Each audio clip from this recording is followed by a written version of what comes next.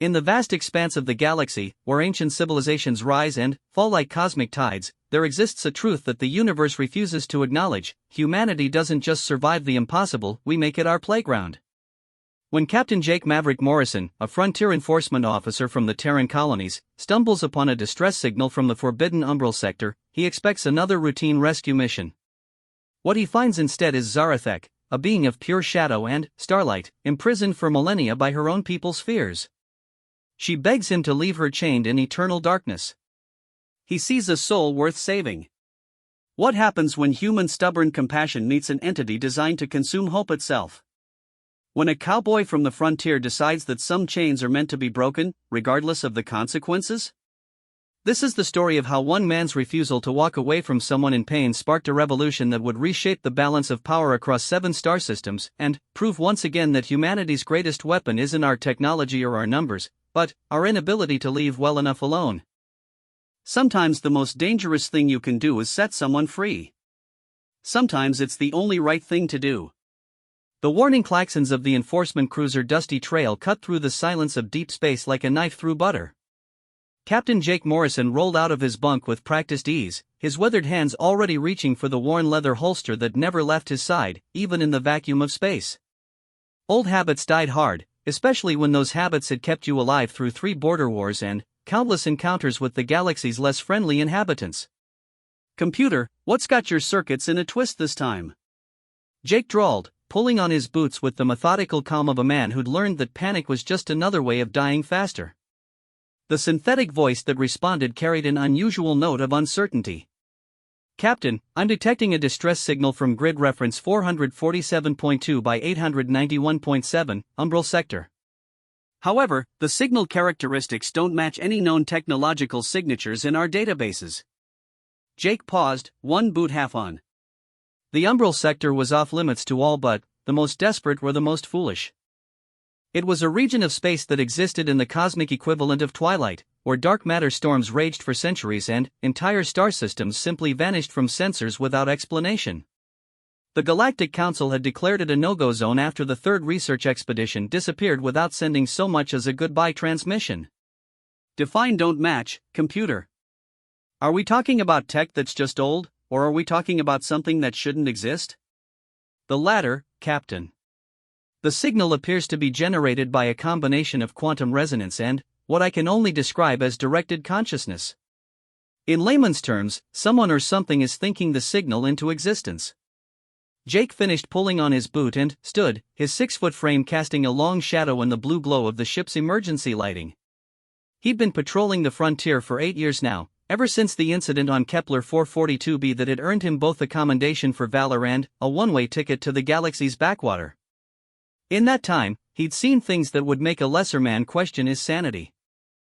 Crystalline beings that communicated through song, gas giant dwellers who existed in 4 dimensions simultaneously, and, once, memorably, Ascension Nebula that had tried to court his ship by surrounding it with beautiful auroras. But, conscious thought creating technology? That was new. "How far out are we?" he asked, making his way to the bridge with the easy gait of someone comfortable in the artificial gravity of a smaller vessel. "Approximately 4 hours at maximum burn, Captain. However, I feel obligated to point out that entering the Umbral sector violates 17 different Galactic Council regulations, 12 Terran colonial directives, and one rather strongly worded suggestion from the Andromedans about not poking sleeping giants."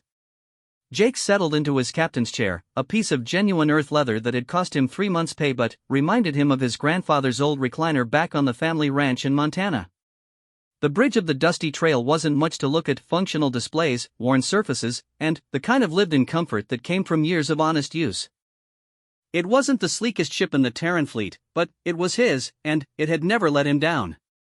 "Computer, pull up everything we have on the Umbral sector. Historical data, expedition reports, even the crazy theories from the fringe scientists. If someone's in trouble out there, I need to know what I'm walking into." The main screen flickered to life, displaying a 3-dimensional map of the sector.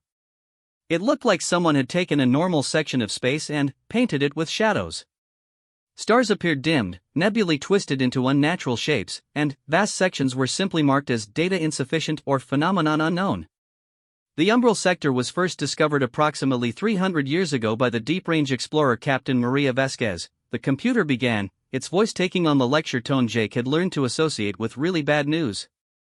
Initial surveys reported normal stellar phenomena, but, within 50 years, the entire region began exhibiting properties inconsistent with standard physics. The first major research expedition, led by Dr. Elena Kashai, reported contact with what they termed shadow entities before all communication was lost. Images flashed across the screen, scientific vessels, exploration teams, the excited faces of researchers who had no idea they were heading into one of the galaxy's greatest mysteries.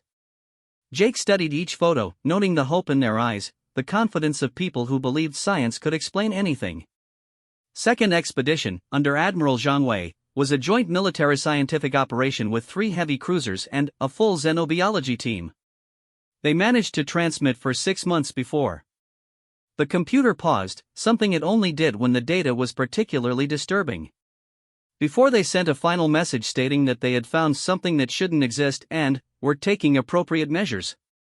The sector was quarantined immediately afterward. Jake leaned back in his chair, fingers drumming against the armrest. In his experience, when military folks started talking about appropriate measures, it usually meant they were about to do something spectacularly stupid or spectacularly brave. Sometimes both. And the third expedition? Classified beyond my access level, Captain. However, I can tell you that it consisted of a single ship, the Deep-Range Scout Midnight Runner, crewed by volunteers only. It entered the sector 93 years ago.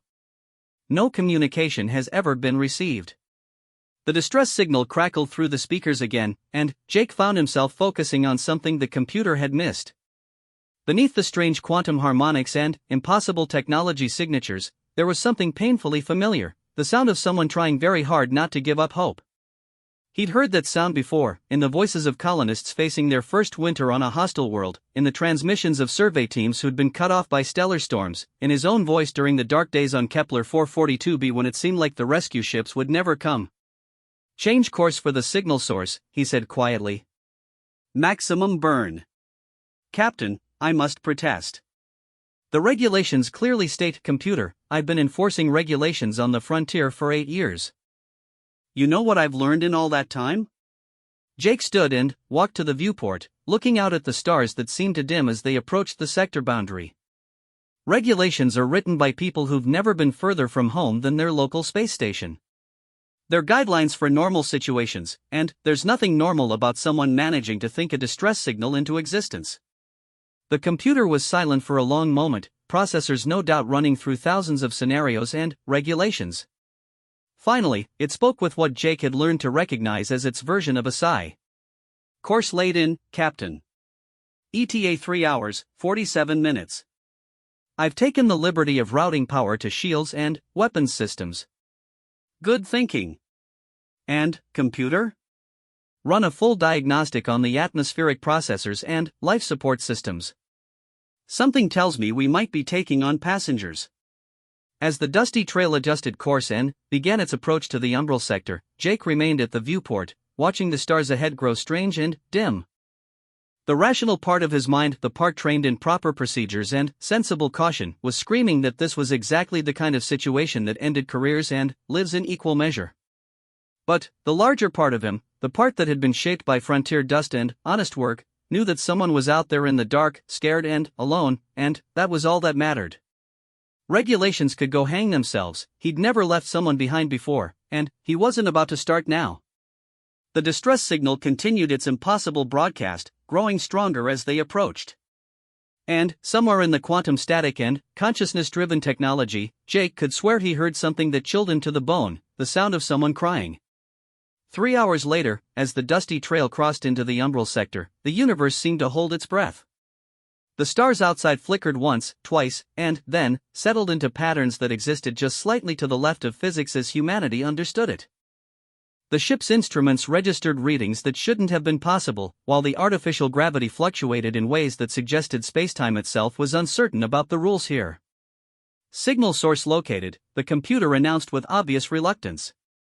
"Captain, you're going to want to see this." Jake looked at the main screen and felt his worldview shift.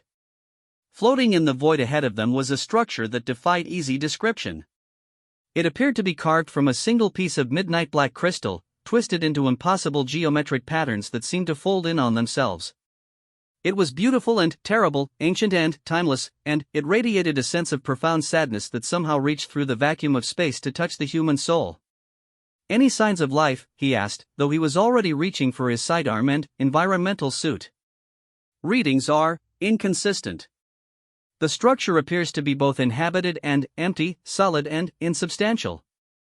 However, the distress signal is definitely originating from within." Jake nodded grimly. In 8 years of frontier enforcement, he'd learned to expect the impossible and pack extra ammunition. Whatever was waiting for him on that crystal structure, he'd face it the same way he faced everything else, head-on and with stubborn determination. After all, someone was in trouble out there in the dark. And if there was one thing the galaxy had learned about humanity over the past few centuries, it was that humans had a disturbing tendency to run toward danger when someone needed help, regardless of how stupid it might be.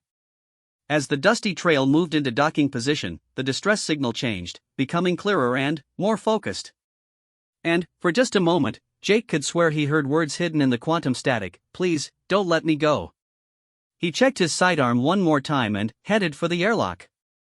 Time to go be stupid for all the right reasons. The airlock sealed behind Jake with a finality that reminded him of a coffin lid closing. His environmental suit's heads-up display showed all green readings, but the sensors were struggling to make sense of the atmosphere on the other side of the crystal structure. According to the readouts, the air was simultaneously breathable and toxic, present and absent, warm and cold. The suit's AI gave up trying to parse the contradictions and simply recommended keeping the helmet sealed. Jake activated his suit's magnetic boots and stepped onto the surface of the structure. The crystal beneath his feet was warm to the touch, despite the absolute cold of space, and seemed to pulse with a faint inner light that appeared different colors depending on how he looked at it. The distress signal was stronger here, so close that it seemed to vibrate through his bones rather than his radio. "Computer, you getting this?" he sub-vocalized into his comm unit. "Affirmative, Captain. The structure appears to be composed of a crystalline matrix that exists in multiple dimensional phases simultaneously. In simpler terms, it's there and not there at the same time." "Great. Quantum architecture. My favorite." Jake began moving across the surface, following the direction of the strongest signal. His boots left no marks on the crystal, but he could feel it responding to his presence, warming slightly with each step as if recognizing something familiar. The signal led him to what could charitably be called an entrance, a circular opening in the crystal that appeared to be filled with the same midnight substance as the structure itself. As he approached, the darkness began to shift in part, revealing a passage that seemed to extend impossibly far into the crystal's heart. "Well, computer, any advice on walking into obviously supernatural architecture? My programming suggests retreat and calling for backup with appropriate xenological equipment. However, my behavioral analysis protocols indicate you're going to ignore that advice and proceed anyway." Jake grinned inside his helmet. "You know me too well. Keep the ship ready for a quick exit, and if this goes sideways, make sure the report mentions that I was devastatingly handsome and probably right about something." The passage into the crystal felt like walking through liquid starlight. The walls curved around him in patterns that suggested they were moving through space far larger than the external structure should have been able to contain. Jake's suit light seemed to be absorbed by the crystal, creating an eerie glow that illuminated nothing while somehow allowing him to see everything. The distress signal was no longer coming through his radio, it was everywhere, part of the air and walls and the strange gravity that kept his feet on the floor. And now he could hear it clearly, not words, exactly, but emotions given voice. Fear, loneliness, desperate hope, and, underneath it all, something that sounded remarkably like determination. The passage opened into a vast chamber that definitely shouldn't have fit inside the structure he'd seen from outside. The ceiling curved away into darkness, while the walls were covered in patterns that seemed to shift when he wasn't looking directly at them. But what caught his attention, what made him stop dead in his tracks, was the figure in the center of the room. She floated approximately 10 feet off the ground, suspended in a web of crystalline chains that pulsed with the same inner light as the walls. But calling her as she was Jake's mind trying to make sense of something that existed just outside normal perception. Her form seemed to shift between states, sometimes appearing as a tall, elegant humanoid with features that suggested nobility and ancient wisdom, sometimes as a flowing pattern of shadow and starlight that hurt to look at directly. The chains weren't just holding her suspended, they were holding her together. Jake could see that without them, she would disperse into the cosmic background, becoming one with the dark matter storms that raged through this sector. The chains were a prison, but they were also life support. "Please," she said, and her voice came from everywhere and nowhere at once, "you must leave this place. You must not release me." Jake stepped closer, his hand instinctively moving to his sidearm before stopping. What was he going to do, shoot chains made of crystallized spacetime? Instead, he activated his suit's external speakers. "Ma'am, I'm Captain Morrison with Terran Colonial Enforcement. I received your distress signal." Her form solidified slightly at the sound of his voice, becoming more consistently humanoid. The face that looked down at him was beautiful in the way that nebulae were beautiful, vast, alien, and touched with cosmic loneliness. "You should not have come. I should not have called. The chains." She gestured weakly at the crystalline bonds. "They are not just my prison. They are my restraint." "Restraint from what?" "From becoming what I once was. From consuming the light of worlds and the hope of civilizations. From being the shadow that devours." Her voice carried the weight of genuine anguish. "My people created these bonds to save the universe from me. To save me from myself." Jake looked around the chamber, noting details his training had taught him to catch. The walls showed signs of incredible age, but also of careful maintenance. The chains were complex beyond human understanding, but they weren't crude, they were artfully constructed, designed by beings who had cared about their prisoners' comfort as much as the security of the prison. "How long have you been here? Time moves strangely in this place. Perhaps 1,000 of your years. Perhaps 10,000. I have lost count of the stellar cycles." Jake felt something cold settle in his stomach. 1,000 years alone, chained in the dark, convinced that freedom meant becoming a monster. He'd seen what that kind of isolation could do to human minds, and they weren't beings of cosmic power and ancient responsibility. "What's your name?" he asked, settling into a more comfortable position. His years on the frontier had taught him that sometimes the best way to help someone was simply to talk to them. She seemed surprised by the question. I am called Zarathek in your language. Though that is not truly a name, but rather a description of function. It means she who guards the border between light and dark. "Well, Zarathek, I'm Jake. And I've got to tell you, in my experience, people who spend a lot of time worrying about becoming monsters usually aren't the ones you need to worry about." Her laugh was like the sound of distant stars singing, beautiful and heartbreakingly sad. "You speak of things you do not understand, Jake Morrison. I have seen the birth and death of civilizations. I have witnessed the rise and fall of species that reached for the stars and found only darkness. I am older than your species, older than most of the worlds in this galaxy." "Maybe so. But you're also someone who's been chained up for 1,000 years and is still worried about hurting people. That tells me something about who you really are." Jake began walking around the chamber, studying the chains from different angles. His suit's sensors were picking up energy patterns that suggested the bonds were not just physical restraints, but some kind of multidimensional construct that affected reality itself on a fundamental level. "These chains," he said thoughtfully, "they're not just keeping you prisoner. They're keeping you in this state, aren't they? Part solid, part energy, caught between dimensions. You are perceptive for a..." She paused, and Jake could hear the centuries of ingrained prejudice warring with curiosity in her voice. "For a younger species. We're pretty new to the galactic community, that's true. But we've been dealing with our own monsters for a long time. Internal ones, mostly. Fear, hatred, the urge to hurt others because we're hurting." Jake found what looked like a control mechanism built into the base of one chain, a crystalline structure covered in symbols that shifted and flowed like living text. "The thing is, we've learned that sometimes the only way to stop being a monster is to choose not to be one, every day, for the rest of your life. You cannot understand the depths of what I once was. Maybe not. But I understand what you are now.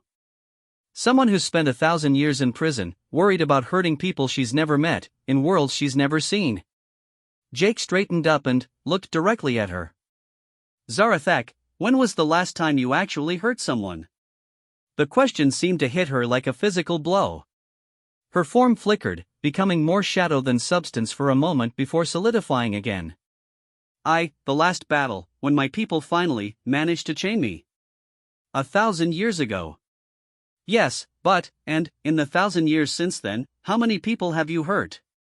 None, but, the chains have been keeping you stable, I'll grant you that.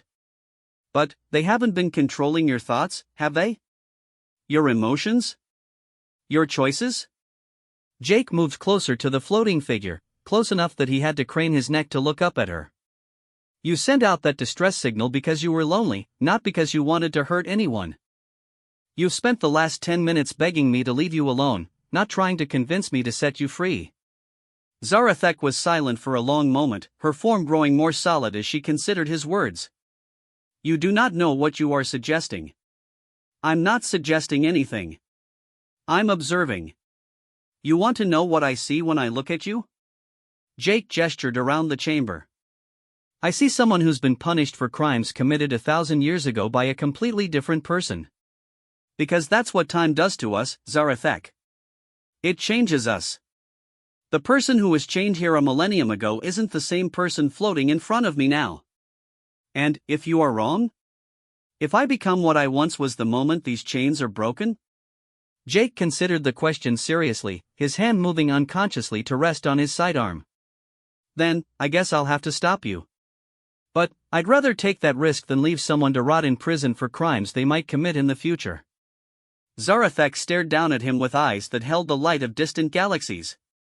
Your species is either remarkably brave or remarkably foolish. Computer? Jake subvocalized. Analysis suggests both, Captain. However, I should point out that the energy readings from the chamber have been steadily decreasing since you began talking to the prisoner. Whatever effect your presence is having, it appears to be stabilizing rather than agitating her condition. Jake nodded, filing that information away. Zarathak, I'm going to ask you a direct question, and I want you to give me an honest answer.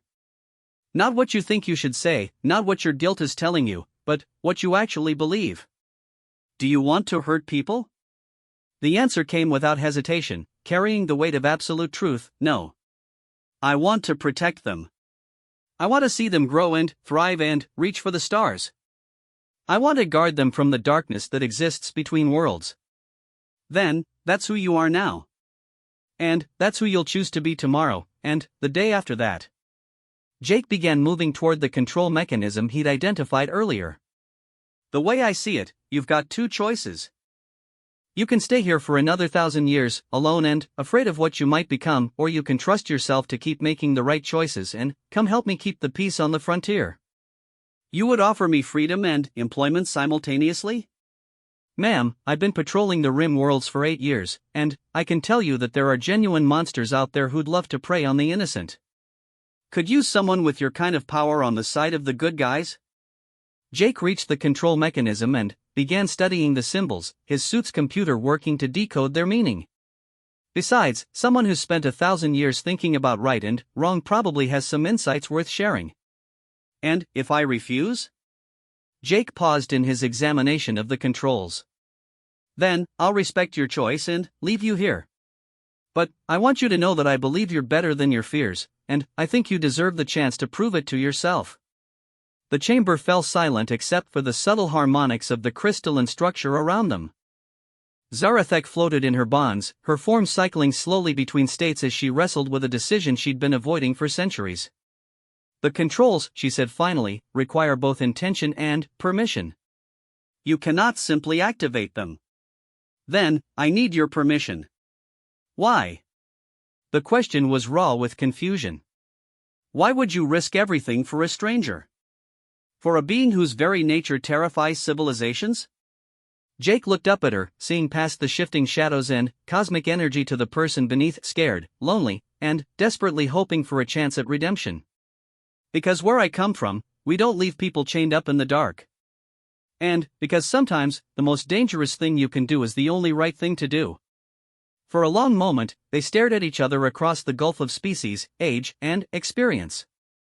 Then, slowly, Zarethek nodded. I give you my permission, Jake Morrison of Terra. And, I give you my word that I will not become the monster I once was. Jake placed his hands on the control mechanism, feeling the crystalline structure warm under his touch. Computer, what do you think?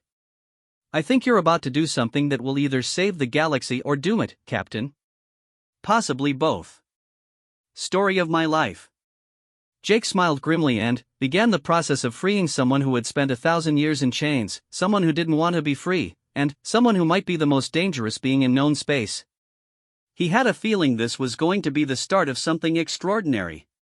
The control mechanism responded to Jake's touch like a musical instrument recognizing a master musician. Symbols flowed across the crystalline surface in patterns that seemed almost alive, and, somewhere in the chamber, harmonic frequencies began to build that Jake could feel in his bones. His suit's systems flickered and adjusted, trying to compensate for energy readings that existed outside normal parameters. You're sure about this? Jake asked one final time, his hands hovering over what his suit computer had identified as the primary release sequence. Zarethek's form had stabilized into something more consistently humanoid, as if making the decision to trust had somehow made her more real. I am sure that 1,000 years of fear and isolation have taught me nothing except how to be afraid. Perhaps it is time to learn something new. Jake nodded and activated the sequence. The chains didn't simply break, they dissolved, unraveling into streams of light that flowed back into the walls of the chamber like water returning to the sea. As each bond released, Zarethek's form became more solid, more present. The first chain freed her left arm, and Jake watched as fingers that had been immobile for millennia flexed and moved. The second released her right arm, and she reached up to touch her face as if confirming she still existed.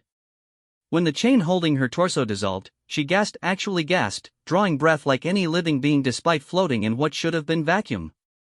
The sound was so unexpectedly human that Jake felt something tight ease in his chest. How do you feel? He asked as the final chains began to unravel. Like I'm waking up from a very long dream, she said, wonder clear in her voice. I had forgotten what it felt like to move freely. The last chain, the one that had held her suspended in the center of the chamber, took longer to dissolve than the others. As it finally faded away, Zarethek didn't fall, she simply settled gently to the crystal floor, her feet touching the surface for the first time in 1,000 years. She stood there for a moment, swaying slightly, then took a careful step forward. Then, another. By the third step, she was moving with growing confidence, and Jake could see something like joy beginning to bloom in her features. I can move, she said, the wonder in her voice making her sound remarkably young despite her ancient age. I can walk. I can choose where to go. How's the whole becoming a cosmic horror situation? Jake asked pragmatically. Zarethek paused, looking down at her hands as if seeing them for the first time. I feel the same. Changed, perhaps, by the years of confinement, but not the rage. Not the hunger for destruction. She looked up at him with something like surprise. I feel lighter. Not physically, but here. She pressed a hand to what Jake supposed was her chest. As if a weight I had carried for so long has finally been lifted. Computer, any readings on dangerous cosmic emanations or reality warping effects? Actually, Captain, the chamber's energy levels have stabilized significantly since the chains were removed. Whatever process was maintaining the prisoner's suspended state was apparently causing considerable strain on the local spacetime matrix. Jake grinned. So we didn't accidentally break physics. That's always a plus. Zarethek was exploring the chamber now, moving with increasing confidence, touching the walls with fingertips that left brief glowing handprints in the crystal. It has been so long since I could interact with anything. Since I could affect change, however small. Well, you've got plenty of chances to affect change now. Question is, what do you want to do with your freedom? She stopped her exploration and turned to face him, her form now completely stable and solidly humanoid. She was tall, perhaps 7 feet, with features that suggested nobility and age without looking old. Her skin had a faint luminescence to it, like starlight seen through crystal, and her eyes held depths that reminded Jake of the view from a starship's bridge during a hyperspace jump. I want to see what the galaxy has become in my absence. I want to meet the peoples who have risen while I slept. I want to. She paused, as if the words were difficult to speak. I want to be useful. To help rather than harm. Well, like I said, there's always room for another peace officer on the frontier. Jake gestured toward the passage that led back to his ship. Why don't we start by getting you out of this prison and somewhere you can get your bearings? My ship's not fancy, but it's got a decent galley and more interesting conversation than you've probably had in a while. As they made their way through the crystalline passages, Jake found himself stealing glances at his unusual companion. She moved with a grace that spoke of perfect balance and spatial awareness, but there was something tentative about her actions, as if she was still relearning how to exist in normal space. Tell me about your species, Jake said as they walked. If you don't mind me asking. We called ourselves the Veiltar, which translates roughly to Guardians of the Between Spaces.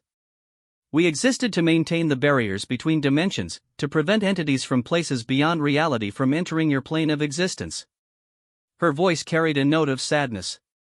I was one of the most powerful among us, tasked with watching the deepest dark between the galaxies. Was? I am likely the last. The Veiltar were not numerous to begin with, and the responsibility of our guardianship, it weighs heavily over the centuries. Many chose to merge with the cosmic background rather than continue their watch alone. Others simply faded away, their essence too thin to maintain coherence. Jake considered this as they reached the passage's end. So you're telling me that the universe has been without its cosmic guardians for how long? Perhaps 500 of your years since the last of my people stopped answering the dimensional calls. And, in that time? Your species has risen to prominence, as have several others. The barriers have held, mostly, though I sense some weakening in the outer regions of this galaxy. She paused at the threshold to the exterior of the structure.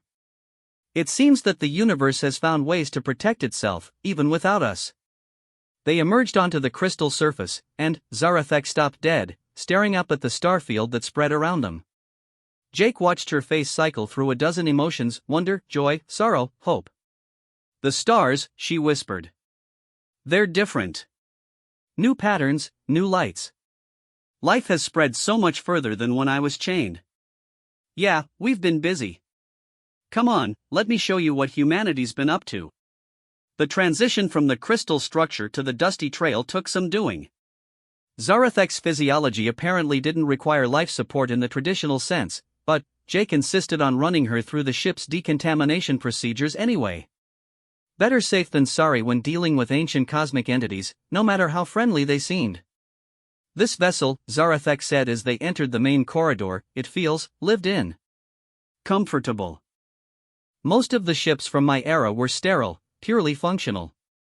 Well, when you're spending months at a time between stars, you want a place that feels like home. Jake led her to the bridge, where the main viewscreen still showed the crystalline prison they just left. Computer, meet Zarathek. Zarathek, meet the computer. It's got all the personality of a particularly judgmental accountant, but it keeps us flying. Greetings, the computer said with what Jake had learned to recognize as its polite but skeptical voice. I am pleased to report that your new passenger's presence is not causing any dangerous interactions with our systems, though I am detecting some interesting quantum resonance effects. Quantum resonance effects? Zarathek asked with evident curiosity. Your natural energy signature appears to be improving the efficiency of our power distribution systems by approximately 12%. Also, the coffee maker is now producing beverages with optimal molecular alignment. Jake blinked. Our coffee maker was already perfect. I have made adjustments. Don't mess with the coffee, computer. Zarathek was examining the bridge with obvious fascination, her hands hovering just above the control surfaces as if afraid to touch them. May I? She asked. Go ahead. Just try not to accidentally improve anything else. Computer gets ideas above its station when that happens. Zarathek placed her palm on the navigation console, and immediately the star charts became clearer, more detailed. Navigation data that had been approximations suddenly showed precise measurements, and the ship's sensor range extended noticeably. "Fascinating," she murmured. "Your technology is so different from what I knew. More intuitive. Less focused on raw power, more on adaptability and resilience. That's humanity for you. We don't always do things the elegant way, but we do them the way that works." Jake settled into his captain's chair, noting that even it seemed more comfortable than usual. "So, what's the plan? You want me to drop you off somewhere specific, or are you interested in that frontier patrol job I mentioned?" Zarathek turned from the console, and Jake was struck by how much more present she seemed than when he'd first found her. The ancient sadness was still there, but it was tempered now with something that looked remarkably like hope. "I would like to learn more about your work. About the species that have risen in my absence. About what it means to be a guardian in this new age." She paused, then added with something that might have been humor, "Though I suspect I will need to learn about human customs as well." "I understand you have strong opinions about coffee?" Jake laughed. "Computer, pull up the files on galactic law enforcement protocols and current species relations. Also add in a basic primer on human cultural norms, with special emphasis on frontier customs." "Certainly, Captain. I should also note that we're receiving a priority communication from Terran Colonial Command." The laughter died in Jake's throat. Priority communications usually meant one of two things: either he was in serious trouble, or someone else was in serious trouble and needed his help. Given that he just entered a quarantine sector and freed an ancient cosmic entity, it could really go either way. "Put it through." The viewscreen flickered, replacing the image of the crystal structure with the weathered face of Admiral Sarah Chen, Jake's superior officer and the woman responsible for keeping the peace across 17 frontier systems. She looked tired, which wasn't unusual, but there was something in her expression that suggested more than routine exhaustion. "Morrison, I don't suppose you'd care to explain why our sensors just detected a massive energy discharge from the umbral sector, immediately followed by your ship's identification signature?" Jake glanced at Zarathek, who was watching the exchange with evident interest. "Admiral, I can explain everything. Though you might want to sit down first. Morrison, I've been dealing with your particular brand of improvised solutions for 3 years now. I'm always sitting down when I call you." Admiral Chen's expression softened slightly. "What did you find out there?" "Well, ma'am, remember how you're always saying the frontier needs more experienced law enforcement officers?" "Yes." "Good news. I found one." Admiral Chen's eyes moved to Zarathek, taking in her obviously non-human features and the way she seemed to shimmer slightly in the bridge lighting. "Morrison, please tell me you didn't just recruit an unknown alien entity from a quarantine sector without proper clearance procedures." "I did not recruit an unknown alien entity from a quarantine sector without proper clearance procedures. Thank you. I rescued an experienced cosmic guardian from an ancient prison and offered her a chance to help protect innocent people." "Completely different thing." Admiral Chen closed her eyes and took what Jake recognized as her counting to 10 before I space Morrison breath. "Captain, you are going to file a full report on this incident, complete with xenological assessments, psychological evaluations, and a detailed explanation of how you decided that freeing an entity powerful enough to create energy discharges visible from 12 systems away was a good idea." "Yes, ma'am. You are also going to bring your new recruit to Frontier Station 7 for proper evaluation and integration protocols." "Yes, ma'am." "And, Morrison?" "Yes, Admiral? Next time you decide to rescue cosmic entities from their ancient prisons, maybe give command a heads up first?" Jake grinned. "Where would be the fun in that, ma'am?" The transmission ended, leaving the bridge in comparative silence. Zarathek was staring at the blank screen with something that might have been amusement. "Your species' command structure is less formal than I expected. You get used to it. Admiral Chan and I have an understanding I do impossible things for good reasons, and she makes sure the paperwork doesn't kill me afterward." Jake stood and began plotting a course for Frontier Station 7. "Hope you don't mind meeting a lot of people." Station 7 is where we process new recruits and handle diplomatic situations that are too weird for the regular bureaucrats. "I think," Zarathek said thoughtfully, "that I would like that very much. As the dusty trail changed course and began the journey away from the Umbral sector, Jake found himself reflecting on the day's events. He'd started the morning planning to respond to a routine distress call and ended it with a cosmic guardian as a passenger and probably enough paperwork to fill a cargo hold. But, looking at Zarathek as she watched the stars stream past on the view screen, seeing the way she moved with new freedom and purpose, Jake knew he'd made the right choice. Sometimes the most important thing you could do was trust someone to be better than their worst fears. Besides, the Frontier could always use another good peace officer, even if she did improve the coffee maker without asking. Frontier Station 7 was a sprawling complex of interconnected modules that had grown organically over the decades, like a metal flower blooming in the darkness between stars. It served as both a refueling depot for ships traveling the rim routes and an administrative center for the Terran Colonial Authority's frontier operations. Jake had always thought of it as the galaxy's largest truck stop, complete with questionable food, overpriced supplies, and the kind of beings who made their living on the edges of civilization.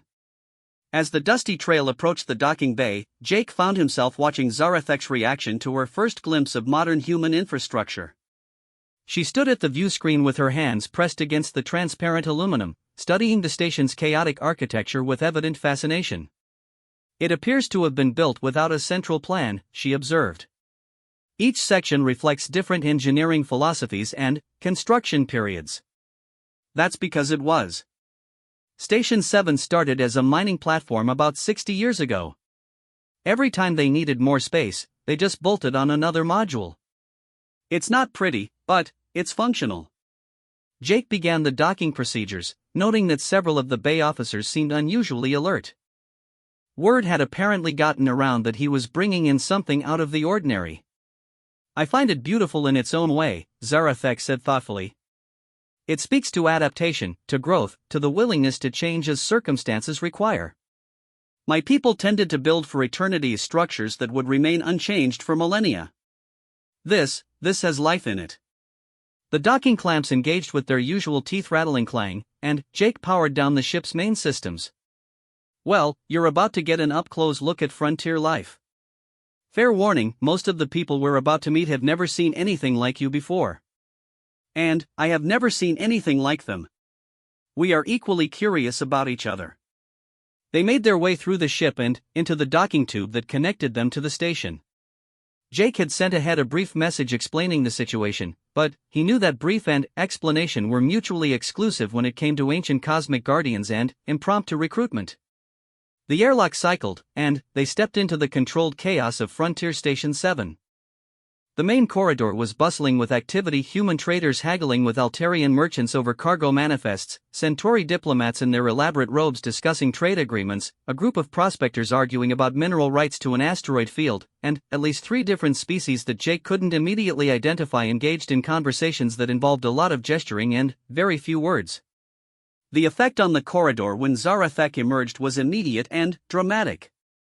Conversations stopped mid-sentence. Traders paused with their hands halfway to their wallets. Even the usually unflappable Centauri diplomats stared openly at the 7-foot figure of living starlight who moved with the measured grace of someone learning to exist in 3 dimensions again. Is this normal? Zarathek asked quietly. Define normal. The staring? Yeah, that's pretty standard when something new shows up. The fact that nobody's screaming and running away? That's actually better than usual.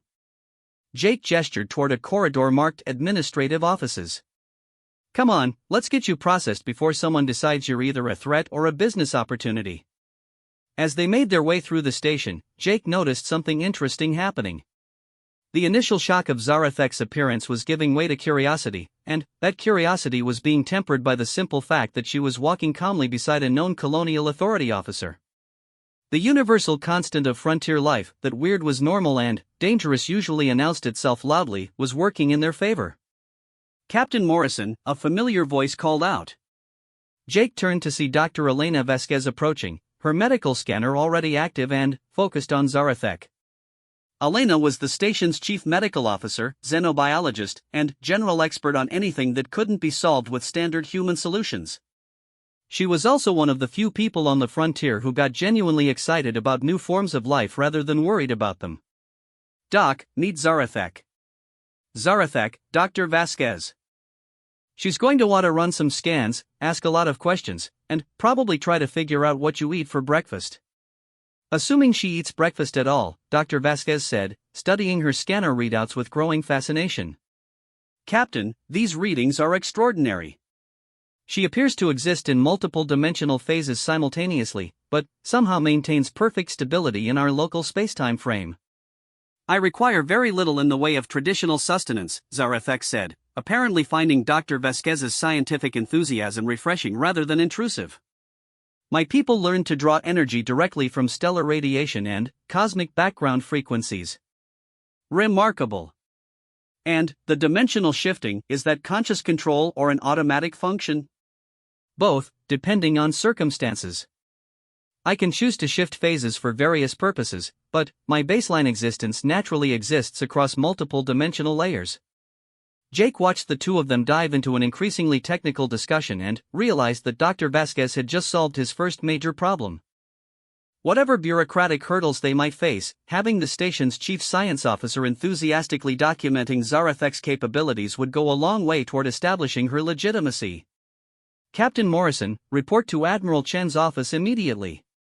The station's announcement system cut through the scientific discussion with its usual lack of subtlety. Duty calls. Doc, could you keep our new friend company while I go explain to the Admiral why releasing ancient cosmic entities from their prisons was actually a good idea? It would be my pleasure.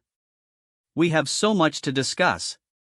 Jake left them to their conversation and made his way to the administrative section of the station. Admiral Chen's office was a study in functional efficiency, screens displaying real-time data from across the frontier sectors, star charts marking known trouble spots, and a coffee maker that rivaled the one on his ship for both quality and strategic importance.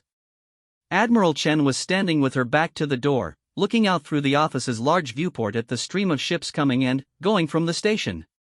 She didn't turn around when Jake entered. Morrison, in your report, you mentioned that the entity you freed, Zarathek, was imprisoned by her own people to prevent her from becoming a threat to galactic civilization. Yes, ma'am. And that she's been chained in an interdimensional prison for approximately 1,000 years. That's correct. And your decision to free her was based on a conversation lasting approximately 30 minutes. Jake considered his answer carefully. Admiral, with respect, I've been making life-or-death decisions based on incomplete information for 8 years. That's what frontier enforcement is, reading people quickly and trusting your judgment. Admiral Chen finally turned around, and Jake was surprised to see that she didn't look angry. Tired, yes, and perhaps a bit exasperated, but not angry. Captain, I've been reviewing the energy signatures from the umbral sector. When you freed Zarathek, the dimensional instabilities that have been plaguing that region for the past century immediately stabilized. The dark matter storms that made navigation impossible have calmed to the point where we're considering reopening the sector for limited exploration. Jake blinked. I wasn't aware that, of course you weren't. You responded to a distress call and made a command decision based on the situation in front of you. Admiral Chen moved to her desk and pulled up a series of displays. What you couldn't have known is that those storms and instabilities were caused by the prison itself. Whatever technology her people used to contain her was slowly unraveling local spacetime. So by freeing her, you may have prevented a cascade failure that could have affected 3 star systems. Admiral Chen studied one of the displays thoughtfully. Of course, we won't know for certain for several weeks. But the preliminary data suggests that your impromptu liberation was actually a solution to a problem we didn't even know we had. Jake felt some of the tension ease from his shoulders. So I'm not facing a court-martial for violating quarantine protocols? Oh, you're definitely facing a mountain of paperwork for violating quarantine protocols. But no court-martial. Admiral Chen's expression grew more serious. However, we do have a more immediate problem. Before Jake could ask what she meant, an alert klaxon began sounding throughout the station. The communications board lit up with incoming priority signals, and Admiral Chen's screens began displaying tactical information that made Jake's blood run cold. Admiral, the station's communications officer announced over the intercom, we're receiving a priority distress call from the Kepler Station mining facility. They report being under attack by unidentified vessels using weapons that appear to disable rather than destroy their targets. Slavers, Admiral Chen said grimly. We've been tracking increased raider activity in the outer systems for the past month. Looks like they've gotten bold enough to hit a major facility. Jake was already moving toward the door. How long until I can launch? Captain, you just returned from an extended mission, and your ship needs Admiral. Kepler Station has 1,200 people, including families. If slavers are using disable and capture tactics, we've got maybe 6 hours before they finish loading their cargo and disappear into the outer dark. Admiral Chen nodded grimly. Agreed. But you'll be going alone, the nearest patrol ships are 14 hours out. Actually, ma'am, I won't be alone. Captain? I've got a new partner. And, unless I'm very much mistaken, someone who spent 1,000 years thinking about right and wrong is going to have some very strong opinions about slavers. They found Zarathek and Dr. Vasquez in the medical bay, surrounded by holographic displays showing quantum resonance patterns and dimensional phase maps. Zarathek was apparently able to consciously control her interaction with the station's sensors, providing Dr. Vasquez with data about interdimensional physics that the doctor was recording with barely contained excitement. Zarathek, Jake said, interrupting what appeared to be a discussion about the nature of time. We've got a situation. Are you up for some actual frontier law enforcement? She turned to face him, and Jake saw something change in her expression, a sharpening, a focusing, as if she was shifting from academic curiosity to professional interest. What kind of situation? Slavers have attacked a mining station with 1,200 civilians. We're the closest response unit. The temperature in the room seemed to drop several degrees, and the lights flickered as Zarathek's form briefly shifted toward something darker and more angular. Slavers, she said, and her voice carried harmonics that suggested vast spaces and cold stars. They take the innocent and profit from suffering. That's them. The question is, are you ready for your first assignment? Zarathek's form stabilized, but the air around her still seemed charged with potential energy. Captain Morrison, Jake, I have spent 1,000 years thinking about the difference between necessary force and destructive rage. I believe I am ready to test that understanding. Dr. Vasquez looked between them with obvious concern. Are you certain about this? She's just been freed from extended confinement, and now you want to take her into a combat situation? Doc, with respect, there are 1,200 people who don't have time for extended integration protocols. Jake was already heading for the door. Besides, something tells me that anyone who chooses to profit from human misery is about to learn why you don't want to make enemies of cosmic guardians. As they left the medical bay and headed for the docking bays, Jake noticed that Zarathek's presence was affecting the station's systems in subtle ways. Lights burned brighter and steadier, the air circulation seemed more efficient, and even the background hum of the station's power systems sounded more harmonious. One question, Jake said as they reached the dusty trail. Do you actually know how to fight? Zarathek paused at the airlock, her form shifting slightly as if she was accessing memories that had been long dormant. My people were guardians, Jake. We stood watch against entities that would consume entire realities for sustenance. I may have forgotten many things during my imprisonment, but I have not forgotten how to protect the innocent from those who would do them harm. Jake grinned as they boarded the ship. In that case, welcome to the Terran Colonial Authority Enforcement Division. Let's go remind some slavers why picking on humans is a really bad idea. As the dusty trail launched from Station 7 and began its burn toward the Kepler system, Jake found himself looking forward to the mission for the first time in months. He'd been working alone for so long that he'd forgotten what it felt like to have a partner, especially one who considered the protection of innocence a sacred duty. Computer, what's our ETA to Kepler Station? 4 hours, 37 minutes at maximum burn, Captain. I should note that our new crew member's presence is continuing to improve our ship's efficiency. I estimate we could reach the system approximately 20 minutes ahead of schedule. Jake glanced at Zarathek, who was studying the tactical displays with the focused attention of a professional. Anything you need to know about human combat tactics? I have been observing your approach to conflict resolution. It appears to emphasize precision over destruction, protection of civilians over elimination of threats, and, whenever possible, offering surrender terms to opponents. Her form solidified into something more humanoid but somehow more dangerous, like starlight compressed into a weapon. I approve of these methodologies. Good to hear. Because something tells me we're going to need all the precision we can get. The dusty trail raced through space toward a confrontation that would test both Jake's faith in human nature and Zarathek's 1,000 years of contemplation about the proper use of power. Behind them, Frontier Station 7 grew smaller in the distance, while ahead of them, 1,200 innocent people waited for rescue. It was, Jake reflected, exactly the kind of impossible situation that frontier enforcement officers lived for. The only difference was that this time, he wasn't going into it alone. The Kepler Station mining facility hung in space like a wounded metal flower, its solar collectors darkened, its communication arrays sparking intermittently. For sleek ships, predatory things built for speed and intimidation rather than honest work had attached themselves to the station's docking ports like parasites feeding on a host. Even from a distance of 50,000 kilometers, Jake could see that the raiders had been thorough in their work. Computer, what are we looking at? For vessels of unknown configuration, but clearly built for boarding operations. The station's defensive systems appear to have been disabled rather than destroyed, consistent with capture rather than destruction tactics. I'm detecting approximately 800 life signs aboard the station, down from the normal complement of 1,200.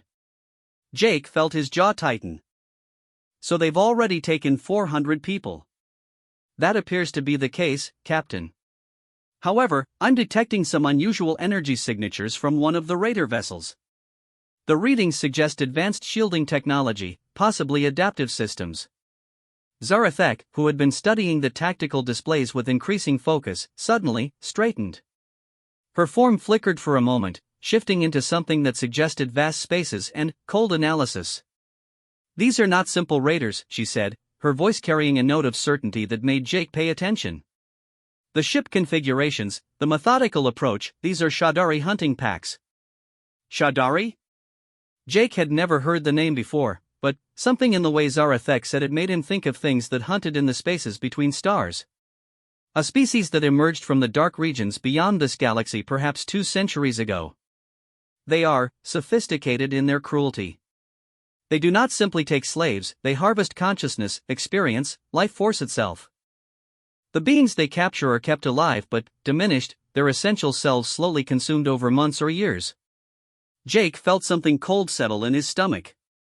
You're telling me we're dealing with cosmic vampires? An crude but essentially accurate analogy. Zarathek's form was becoming more angular, more focused, as if she was shifting into a configuration optimized for conflict. During my imprisonment, I could sense their expansion into this galaxy's outer regions. They are patient, methodical, and utterly without compassion. Well, they picked the wrong species to mess with. Jake began plotting an approach vector that would bring them in behind the largest of the raider ships. Any weaknesses I should know about?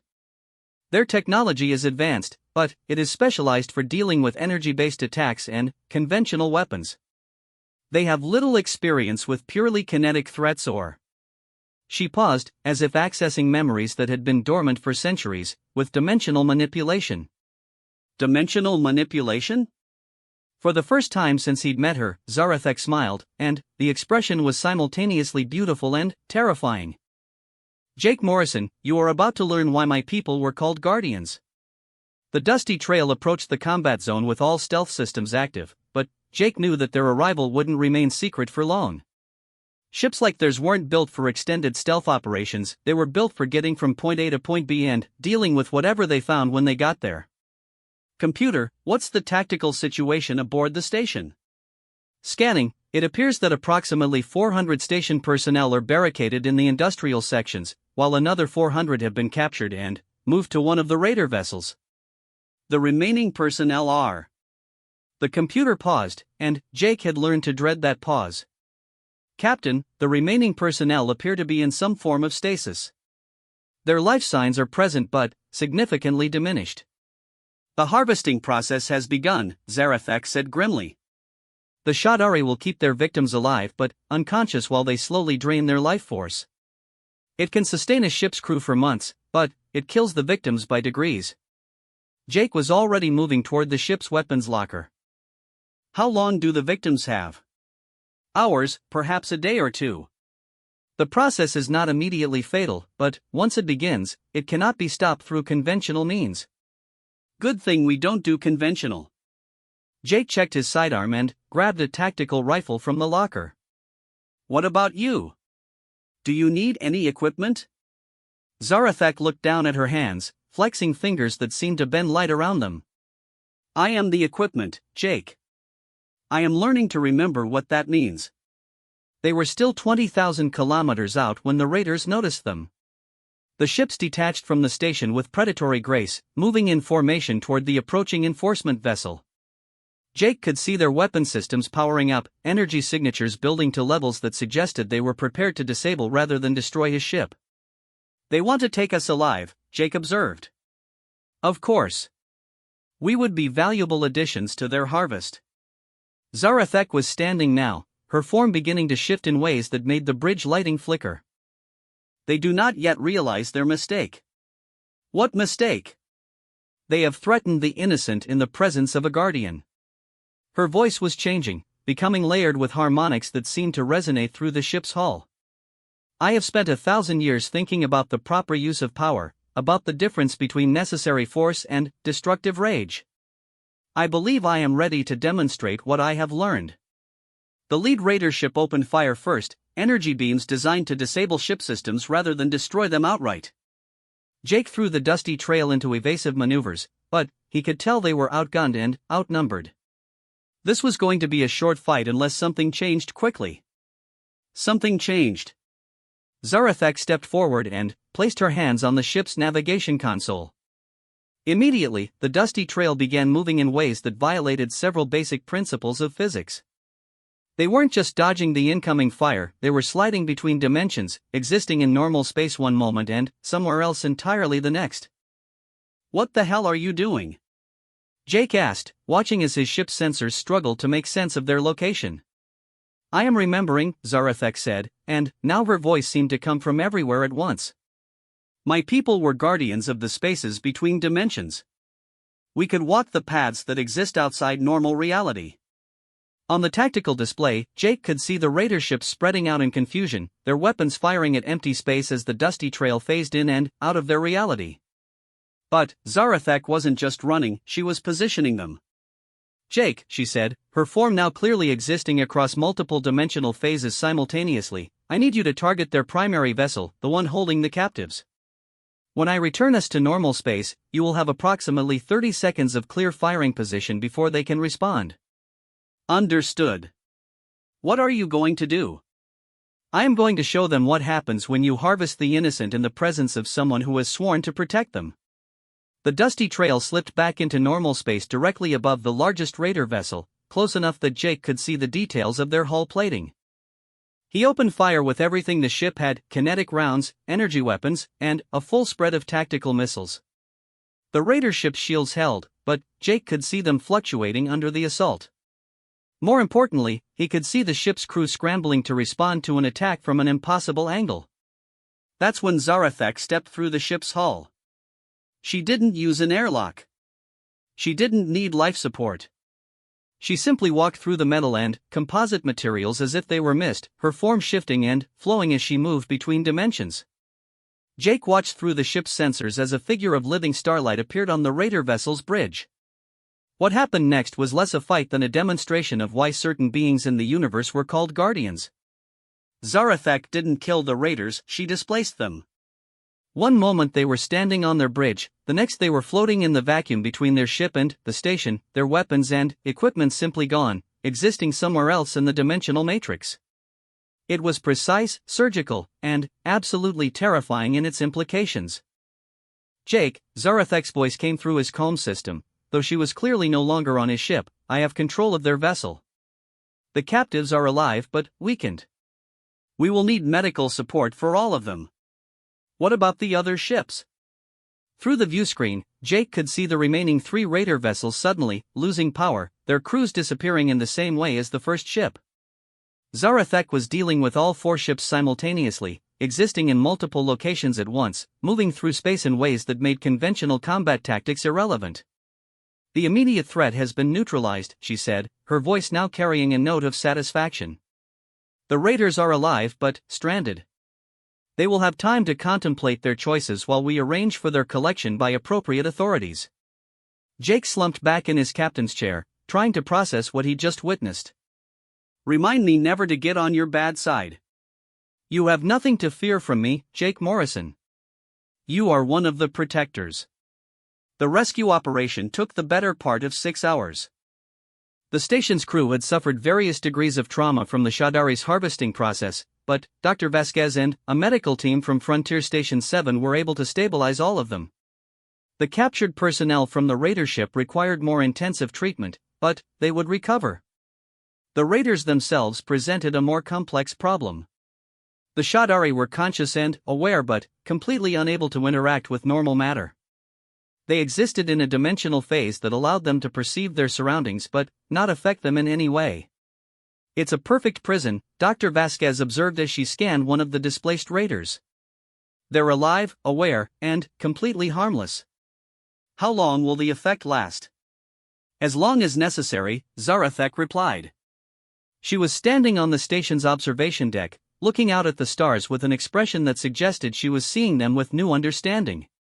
They will be returned to normal space when they can be properly contained and processed by galactic authorities. Jake joined her at the viewport, noting that the station's light seemed brighter and steadier in her presence. How do you feel? About using your powers again, I mean? Different than I expected, she said thoughtfully. For 1,000 years, I feared what I might become if I were free. But when I acted today, I felt controlled. Precise. I was able to use exactly the amount of force necessary to protect the innocent, no more and no less. That's what good law enforcement is all about, using the minimum force necessary to resolve the situation. Zarathek turned to look at him, her form completely stable and humanoid despite the power she'd just demonstrated. Is that what we are, Jake? Law enforcement officers? Among other things. We're also peacekeepers, problem solvers, and, occasionally the only thing standing between innocent people and the kinds of beings who would do them harm. Jake gestured toward the busy corridors of the station, where humans and aliens of a dozen species were working together to repair the damage and care for the rescued captives. Mostly, though, we're just people who decided that everyone deserves a chance to live their lives in peace. I think, Zarathek said slowly, that I would like to continue being that kind of person. 3 days later, they were back aboard the dusty trail, heading out to patrol the Outer Rim territories. Zarathek had been officially inducted into the Terran Colonial Authority as a special enforcement consultant, with a pay grade that reflected both her unique capabilities and the complete inability of human bureaucracy to properly categorize cosmic guardians. She had taken to wearing a modified version of the standard enforcement uniform, adapted for her height and modified to accommodate her tendency to occasionally exist in multiple dimensions simultaneously. The badge looked tiny on her chest, but she wore it with obvious pride. Computer, Jake said as they settled into their patrol route, what's our next assignment? We have reports of unusual energy readings from the Vega system, possible signs of illegal weapons testing. There are also reports of missing cargo vessels along the Centauri trade route, and a diplomatic situation developing between the Eltarian Confederation and the Free Traders Alliance. Jake looked over at Zarathek, who was studying the star charts with the focused attention of someone learning to see the galaxy as a place to be protected rather than guarded against. What do you think? Energy readings, missing ships, or diplomats? The missing ships, she said without hesitation. Cargo vessels carry supplies that entire colonies depend on. If someone is preying on merchant shipping, people will suffer. Good choice. Computer, set course for the Centauri route. Let's go see what's eating the cargo ships.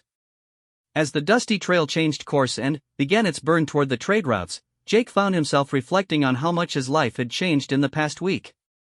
He'd started with a simple distress call and ended up with a partner who could step between dimensions and disable entire fleets of raiders without breaking a sweat. But, more than that, he'd found someone who shared his conviction that protecting the innocent was worth any risk, any sacrifice, any amount of paperwork that Admiral Chen might require. Jake, Zarathek said as they entered hyperspace, thank you. For what? For seeing who I could be instead of who I was afraid I might become. For trusting me with freedom when I could not trust myself with it.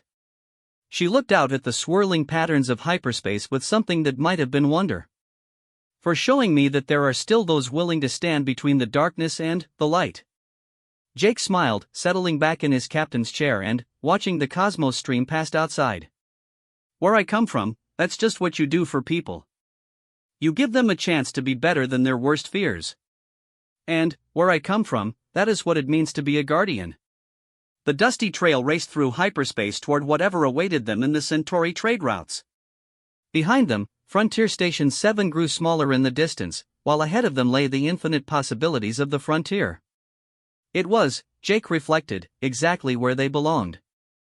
In the depths of space, ancient threats stirred and new challenges emerged with each passing day. Pirates, raiders, smugglers, and worse prowled the shipping lanes and isolated colonies, preying on the innocent and the unprepared. But, now, standing against them, was something they had never encountered before, a human who refused to walk away from someone in trouble, and a cosmic guardian who had learned that the greatest power was knowing exactly when and how to use it. The galaxy had become a safer place, one rescued soul at a time. And, in the tradition of humanity's long history of taking in strays and turning them into family, Jake Morrison and Zarathek settled into their partnership with the comfortable ease of two people who had found their purpose in protecting others. After all, someone had to keep the peace out there in the dark between the stars. Might as well be them.